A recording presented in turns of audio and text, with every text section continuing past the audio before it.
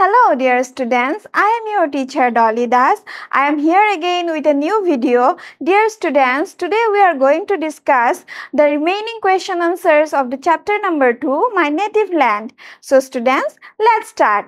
Moramor Satro Satri Hokol, Azi Amar Prothom Prasna hoise 9 number question.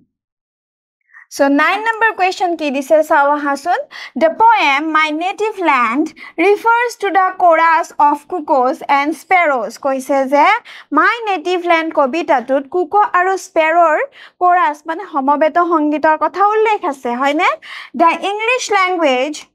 has a variety of words to denote the sounds made by birds and animals. Aru Ingraji bhashatu tenuka bohu dhoroner shobdo ase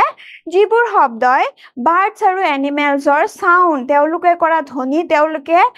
ji mat teuluke jenekoi mate jene gorue keneke বিভিন্ন ধৰণৰ জীৱ-জন্তুৱে যেনেকুৱা ধ্বনি উচ্চাৰণ কৰে যেনেকুৱা মাত দিয়ে তেনেকুৱা সাউন্ড হমু তেনেকুৱা ধ্বনি বুজাবলৈ কিছুমান নিৰ্দিষ্ট ওয়াৰ্ড ইংৰাজী ভাষাত আছে For example cuckoos coo sparrows chirp কৈছে যে উদাহৰণ স্বৰূপে কুকুই কেনেকুৱা মাতে কু কুলিয়ে কু কু কৰি মাতে হয়নে আৰু sparrows chirp chirp কৰি মাতে These words are called onomatopoeic words because they sound similar to the actual sounds. A word homuhok jibur word e jibo-jontuwe ucharon kora dhonir logot mile jibo-jontur mator logot mile hey word homuhok ki buli koy onomatopoeic words aru kihor karone onomatopoeic words buli koy karon eibur jibo-jontur actual soundor logot mile Look at the onomatopoeic words in the box given below. Koise je tumalukok tolor box tut bakos tut tenekwa dhoroner onomatopoeic words dia hoise aru heibur tumalukok saboloi koise. Match them correctly with the pictures of the birds and animals given here. Aru tat thoka birds aru animals or sobir hoite ei onomatopoeic words homu শুদ্ধ ভাবে তোমালকক মিলাবলৈ শুদ্ধকৈ মিলাবলৈ কৈছে so চাও হাসুন এ আসোৱা ইয়াতে আমাক first ছবি পিকচাৰ কি হয় দিছে কাও গতিকে কাওয়ে কেনে ধৰণৰ সাউন্ড কৰে ইয়াতে আছে নে চাও হাসুন ইয়াতে কি কি onomatopoeic words আছে ক্লাক ক হিস ব্লিট হুট স্ক্ৰিচ কু মু আৰু ইয়াৰে কোনটো হ'ব কাওৰ সাউন্ড এইটো মু হয়নে মু তাৰ পিছত আছে আউল আউলে কেনেকুৱা ধৰণৰ সাউন্ড কৰে হুট হুট সো হেনে কেনেকুৱা ধৰণৰ সাউন্ড কৰিব আছে না ইয়াতে চোৱাচোন ক্লাক ক্লাক হয়নে তাৰ পিছত কি দিছে লেমে কেনে ধৰণৰ সাউন্ড কৰে ব্লিট Blit. ঠিক আছে নেক্সট চাও হাসুন ইয়াতে দিয়া আছে প্যারট প্যারটে কেনে ধৰণৰ সাউন্ড কৰে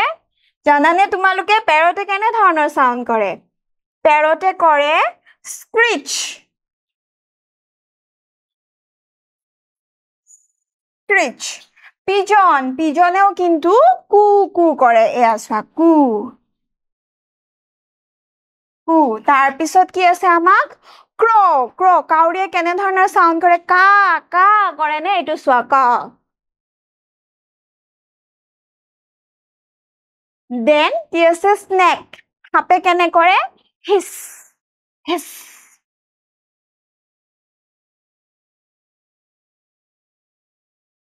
সো আমি ধুনিয়াকৈ এই বাৰ্ডছ এণ্ড এনিমেলছৰ ছবিৰ তলত আমি কি লিখিলো তেওলোকে কৰা সাউন্ড হমু মানে onomatopoeic words হমু আমি লিখি মিলালো হয়নে তোমালোকে এনেকে আস্তানিও মিলাই দিব পাৰা ঠিক আছে সো এতিয়া আমি নেক্সট কোৱেশ্চনলৈ আগবাঢ়িছো নেক্সট কোৱেশ্চন আমাক কি কৈছে চাও হাসুন লেটস লাৰ্ন সাম গ্ৰামাৰ ইয়াতে আমাক ব্যাকৰণ দিছে এতিয়া আমি অকনমান ব্যাকৰণ পঢ়িম আহা Read this sentence. Koise tolor sentence to porha baikko to porha. The old man said to me, "Tell me what my land is like." Budha manujone muk hudhisil. Koasun mor janmabhumikhon kenekwa? বুঢ়া মানুহজনে মোক সুধিছিল কোৱাচোন মোৰ জন্মভূমিখন কেনেকুৱা Note that tell me what my land is like is an imperative sentence. কৈছে যে চোৱাচোন tell me what my land is like. তেওঁ কি সুধিছিল tell me what my land is like. এই বাক্যটো এই অংশটো কি বুলি কৈছে imperative sentence মানে যেতিয়া আমি কাৰোবাক অনুৰোধ কৰো আদেশ দিও তেনে ধৰণৰ সেন্টেন্স সমূহক কি বুলি কোৱা হয় imperative sentence এসৱা কৈছে imperative sentences express orders request instructions কৈছে imperative sentence কি কৰে কেনেকুৱা ধৰণৰ ব্যাখ্যা আগবঢ়াই যে যেতিয়া আমি অৰ্ডাৰ দিও কাৰোবাক আদেশ দিও ৰিকুৱেষ্ট অনুৰোধ কৰো ইনষ্ট্ৰাকচন যেনেকৈ কৰা তেনেকৈ কৰা এনেকুৱা ধৰণৰ বাক্যসমূহ কি বুলি কয় imperative sentence so next কি কৈছে চাও আহাচোন when we change imperative sentences to indirect narration we use to কি কৈছে ভালদৰে মনোযোগ দিবা দেই যেতিয়া আমি এনে ধৰণৰ আদেশমূলক বাক্যসমূহ imperative sentence সমূহ indirect narrationলৈ লৈ যাও তোমালোকে narrationৰ বিষয়ে নিশ্চয় ইতিমধ্যে পঢ়িছা হয়নে narrationত কি আছে direct speech and direct আৰু কি আছে direct speech and in direct speech হয়নে কি আছে direct speech আৰু indirect speech hey যে old man জনে কি সুধিলে the old man said to me tell me what my land is like হেইটো কি হ'ব direct speech এটো direct speechত পৰিব আৰু যেতিয়া আমি কম যেতিয়া আমি হেই ডাইৰেক্ট স্পিচটো কি কৰিম নিজৰ ভাষাত হজাই নিজৰ শব্দ ব্যৱহাৰ কৰি কম তেতিয়া ইনডাইৰেক্ট স্পিচলৈ হৈ যাব হয়নে আৰু ইয়াতে কৈছে যে when we change imperative sentences যেতিয়া আমি আদেশমূলক বাক্যসমূহ আদেশসূচক বাক্যসমূহ কি কৰো ইনডাইৰেক্ট নেৰেশনলৈ নিজৰ ভাষাত যেতিয়া নিজৰ শব্দ ব্যৱহাৰ কৰি কওঁ তেতিয়া কি হ'ব we use to তেতিয়া আমি to ব্যৱহাৰ কৰো বুজি পাইছানে তেতিয়া আমি to ব্যৱহাৰ কৰো the old man এয়াসোৱা হেই বাক্যটোৱে ইয়াতে আকৌ দিছে দেখিছানে the old man asked যেহেতু তেওঁ সুধিছিল সেই কাৰণে said উঠি গৈ পেলাই কি হৈছে asked মানে সুধা asked me to tell him what his land was like কৈছে যে বুঢ়া মানুহজনে মোক সুধিছিল যে তেওঁৰ জন্মভূমিখন দেখিবলৈ কেনেকুৱা আছিল সো ইয়াতে আমি কি কৰিছে কমাটো উঠাই পেলাই ইয়াতে কি দিয়া হৈছে এই টু ব্যৱহাৰ কৰা হৈছে কাৰণ এটো এক আদেশসূচক বাক্য আছিলে imperative sentence আছিলে হে ইয়াতে সাধাৰণতে কমা উঠালে আমি that ব্যৱহাৰ কৰো হয়নে কিন্তু ইয়াতে thatৰ ঠাইত কি হৈছে to হৈছে imperative sentence বাবে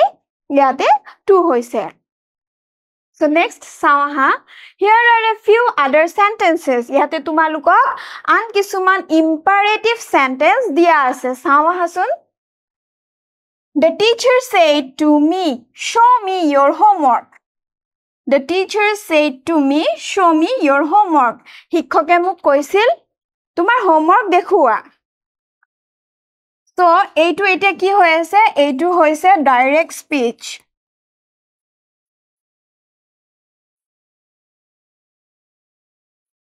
তোমালোকে নিশ্চয় ডাইৰেক্ট স্পিচ আৰু ইনডাইৰেক্ট স্পিচৰ মাজৰ পাৰ্থক্যটো জানা ধৰা হল বা উদাহৰণ স্বৰূপে কৈছো যে তোমাৰ এগৰাকী বান্ধৱী বা বন্ধু মই ধৰি লৈছো ৰাম ৰাধা কোনোবা আৰু এই ৰামে তোমালোক আটাই কেইগৰাকী বন্ধু লগ হৈ তোমালোক এঠাইত ফুৰিবলৈ যাবলৈ ওলাইছা তো তোমালোকে ৰামক ইনফৰ্ম কৰিছা যে আমি কৰবাত ফুৰাৰ প্ল্যানিং কৰিছো তুমি যাবা নেকি তোমালোকৰ কোনবাজনে কৈছা গৈ তেতিয়া ৰামে কৈছে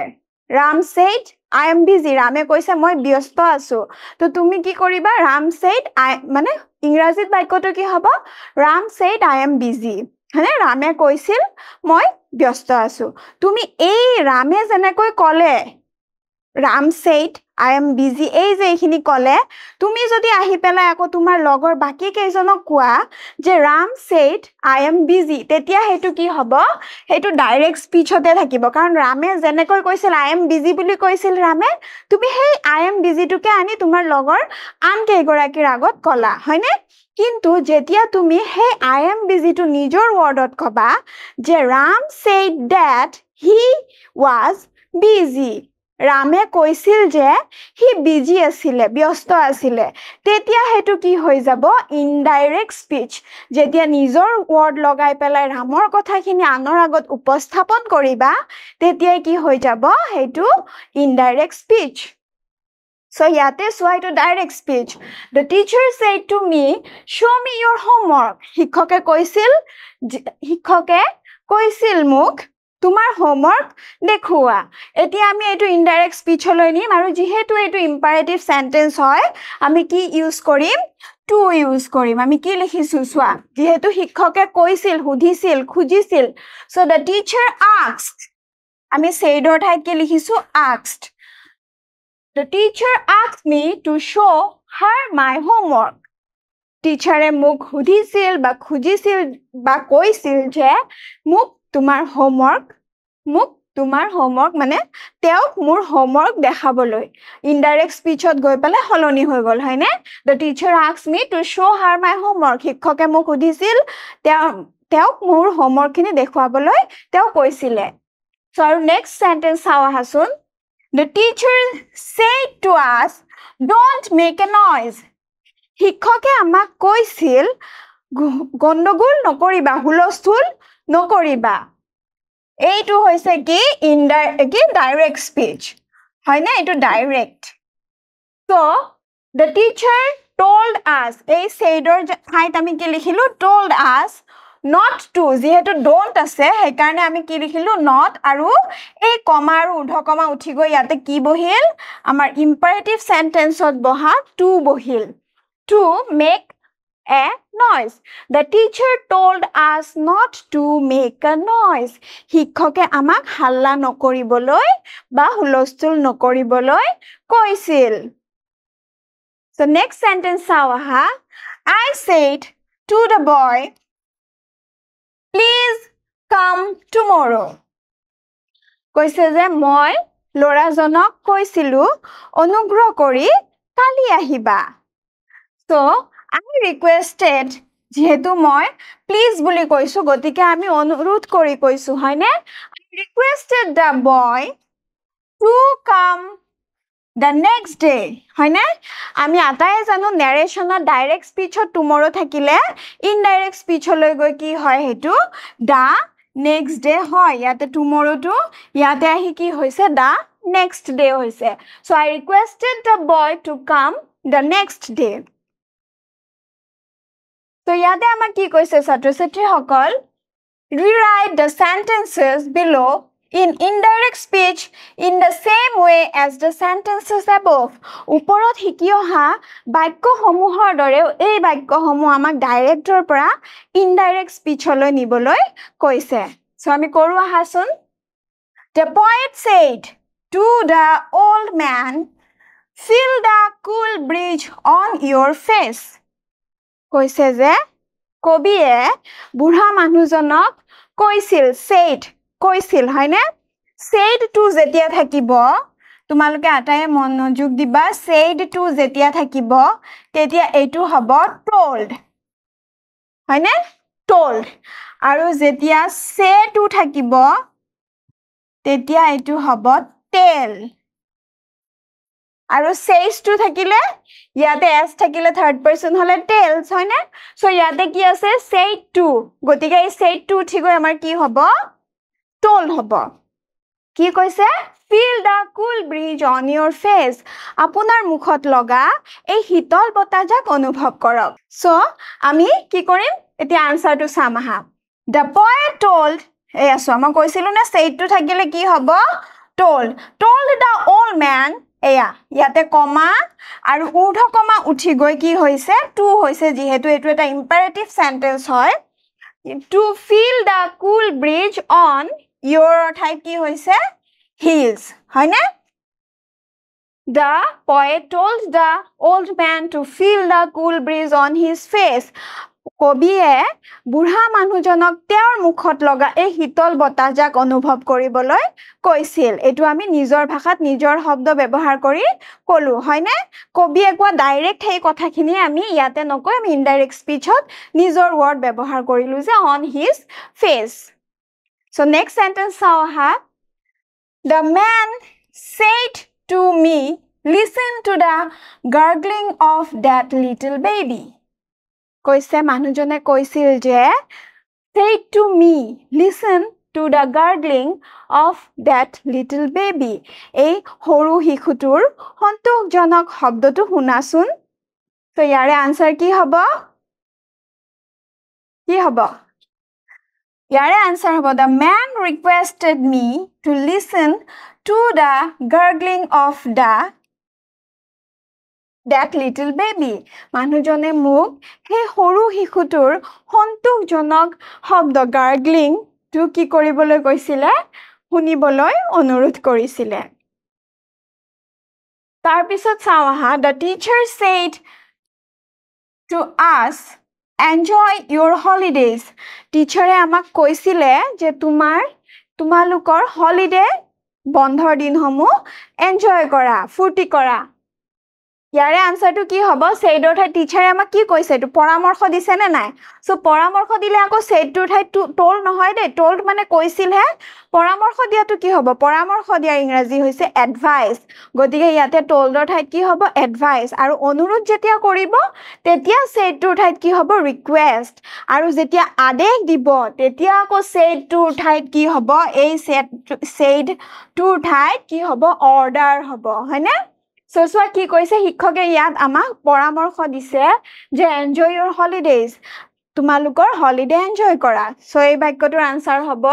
The teacher advised us to enjoy our holidays. শিক্ষকে আমাক পৰামৰ্শ দিছিল আমাৰ হলিডে ভালদৰে এনজয় কৰিবলৈ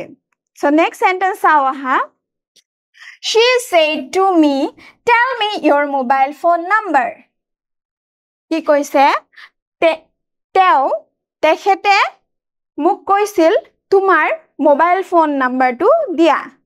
তোমাৰ মোবাইল ফোন নাম্বাৰটো দিয়া গতিকে ইয়াতে কি তেও খুজিছে হয়নে খুজাৰ বা সুধা কি হয় asked সেইটোৰ ঠাইত কি হ'ব asked সো আনসাৰটো চাও আহাচোন কি হ'ব she asked me to tell my mobile phone number তেও মোক মোৰ মোবাইল ফোন নাম্বাৰটো খুজিছিলে So next sentence holo agbahisu next imperative sentence dia ase my mother tells me always obey your teachers koise je yate tells kyo hoise tell kyo hua nai aru tells kyo hoise ami atai janu ei s tu mane ki jetia third person thake tritiyo byakti যেতিয়া আমি third পাৰসনৰ কথা কও মই মোৰ কথাও কোৱা নাই তোমাৰ কথাও কোৱা নাই মই মোৰ মাৰ কথা কৈছো মই তৃতীয় ব্যক্তি এজনৰ কথা কৈছো গতিকে বৰ্তমান কালত প্ৰেজেন্ট টেন্সত কি হ'ব এটো টেলস হ'ব হয়নে tales s so my mother tells me always obey your teacher obey মানে সদায় শিক্ষকক মানি চলিবা শিক্ষকৰ কথা শুনিবা সদায় তোমাৰ শিক্ষকৰ কথা শুনিবা শিক্ষকক সন্মান কৰিবা হয়নে So আমি আনসাৰটো চাও আহা my mother advises ইয়াতেও মোক মোৰ মায়ে কি কৰিছে tells advice দিছে গতিকে tellsৰ ঠাইত ইয়াতে কি হৈছে advice হৈছে advises me to obey our teachers always সদায় আমাৰ শিক্ষকক কি কৈছে সন্মান কৰিবলৈ কৈছে So next sentence চাও আহা I said to him come to our house tomorrow মই তেওঁক কলো যে কাইলৈ আমাৰ ঘৰলৈ আহিব মই তেওঁক কৈছিলো কাইলৈ আমাৰ ঘৰলৈ আহিব এতিয়া ইয়াৰে আমি ইনডাইৰেক্ট স্পিচ কৰিলে কি হ'ব সোৱা